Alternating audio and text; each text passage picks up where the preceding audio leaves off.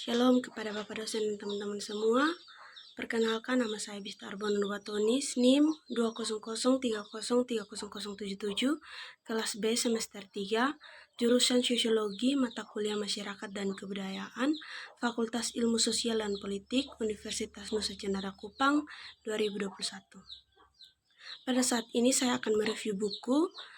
Yang pertama, Masyarakat dan Kebudayaan NTT tentang komunikator dalam perubahan sosial yang mencangkum komunikasi, budaya, dan perubahan di Asia. Dalam materi ini dapat kita lihat bahwa manusia hidup di tengah komunikasi, budaya, dan masalah sosial baik bagi dunia nasional dan internasional. Oleh karena itu, perubahan sosial akan selalu terjadi dalam kehidupan manusia. Manusia yang lebih menghadapi perubahan akan mampu mengambil manfaat dari perubahan yang terjadi. Sebaliknya, manusia yang tidak siap menghadapi perubahan dari masalah sosial yang akan terpinggirkan. Oleh karena itu, masalah sosial menjadi media komunikator yang merupakan sebuah perubahan keniscayaan. Manusia perlu mempersiapkan diri menghadapi lika-liku dan dari perubahan sosial mulai dari lingkungan sekitarnya maupun lingkungan umum. Materi ini dipilih berdasarkan akan aspek utama dalam sajian komunikator masalah sosial. Hal ini juga menjadi referensi dan sumber pengetahuan bagi pembaca yang lebih ingin memahami perubahan sosial dalam masyarakat. Dimulai dari proses pemahaman, akan muncul kemauan dan kesadaran untuk menghadapi setiap perubahan sosial, serta berperan dalam usaha menciptakan perubahan dari masalah sosial tersebut secara positif. Dengan sikap ini, perubahan sosial akan mendatangkan peluang besar yang akan membawa kemajuan lebih terarah dan dalam berbagai bidang sosial. Komunikator dalam perubahan sosial meliputi komunikasi, budaya, dan perubahan di Asia, yaitu merupakan suatu komponen aspek antara permasalahan dalam kehidupan, baik permasalahan yang datang dari keluarga, masyarakat, lingkungan, pendidikan, maupun bangsa dan negara. Hal tersebutlah yang menjadi kajian suatu aspek-aspek atau konflik yang terjadi dalam kehidupan. Sering kita lihat bahwa permasalahan kecil maupun besar dapat berakibat fatal dalam kehidupan kemasyarakatan. Karena ketika kita mengalami suatu perubahan, pastinya sangat dominan atau mempengaruhi dalam kehidupan sosial, sehingga kita sebagai suatu lembaga kenegaraan, khususnya di berbagai negara Asia, perlu menyadari bahwa hal tersebut sangat kontemporer dan dominan dalam perubahan. Awal yang keruh dan pedoman yang membingungkan dari ideologi. Sejarah ini telah didominasi dengan membingkai perkembangan dalam 3 paradigma organisasi, paradigma ketergantungan, dan paradigma multispilisitas atau partisipatif sebagai keturunan logis dari dorongan Barat untuk mengembangkan dunia setelah penjajahan dan Perang Dunia Kedua. Abad yang lalu, di wilayah-wilayah yang berbeda di dunia, dan baik di dunia profesional maupun akademis, Perserikatan Bangsa-Bangsa telah menjadi pemain penting di bidang profesional, dan FAO, UNESCO, UNDP, UNICEF, dan bangsa dunia telah menjadi pelopor. Syarat komunikasi pembangunan pertama kali diciptakan pada tahun 1971 oleh Profesor Nora C. Quebrel 1971. Mendefinisikan lapangan sebagai seni dan ilmu komunikasi manusia yang diterapkan pada transformasi cepat suatu negara dan masyarakatnya dari kemiskinan, keadaan pertumbuhan ekonomi yang dinamis yang memungkinkan kesetaraan sosial yang lebih besar dan pemenuhan yang lebih besar dari potensi manusia. Sejarah komunikasi membangun tidaklah mudah karena dianggap memilih asal-usul dan founding fathers yang berbeda. Amerika Serikat mendefinisikan pembangunan sebagai replika dari sistem ekonomi politiknya sendiri dan membuka jalan bagi korporasi tradisional.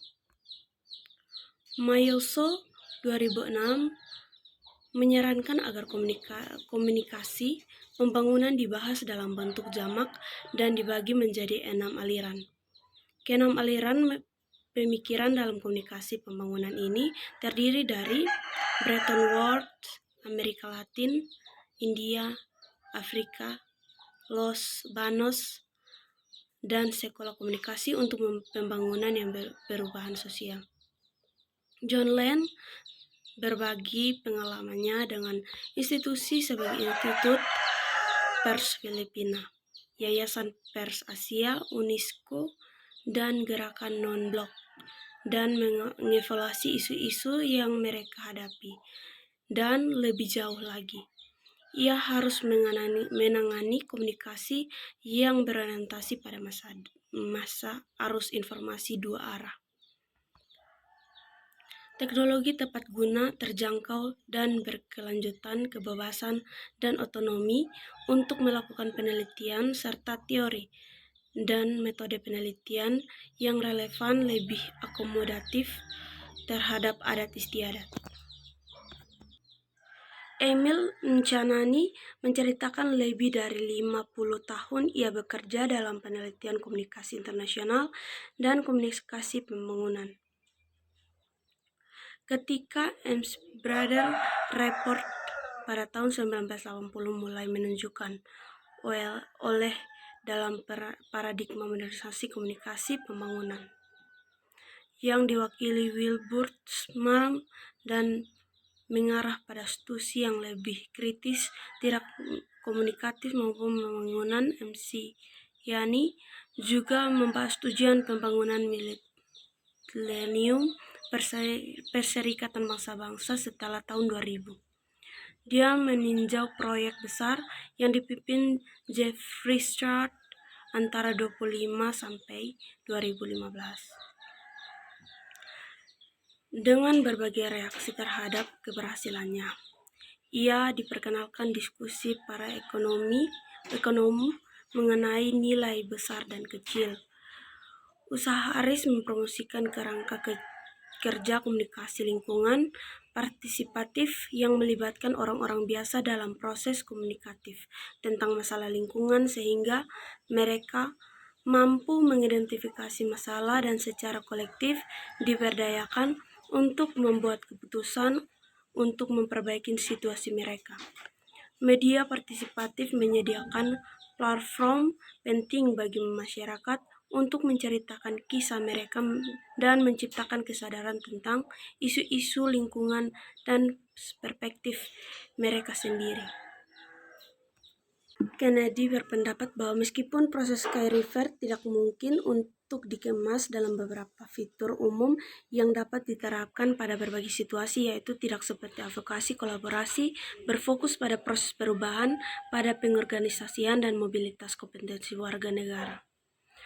Bukan pada penyelesaian masalah sebagai tujuan itu sendiri, proses Sky River berisi mekanisme yang memastikan akuntabilitas pergerakan sosial atau pemimpin lokal, yang mencegah penanganan agenda eksternal, parameter diskusi, dan kerangka waktu.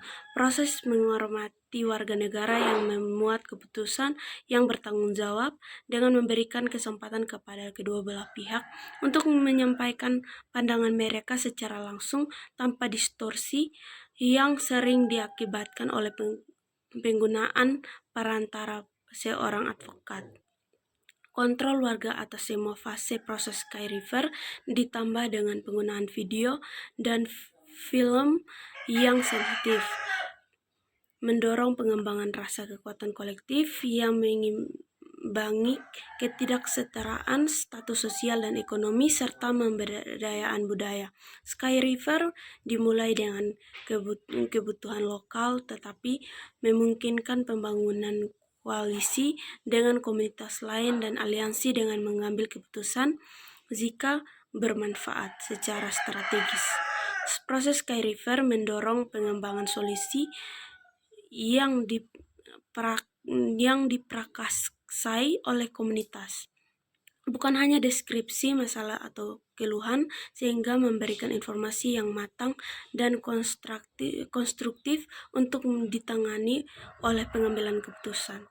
Pemimpin formal di tingkat masyarakat lokal tidak diabaikan atau dielakkan.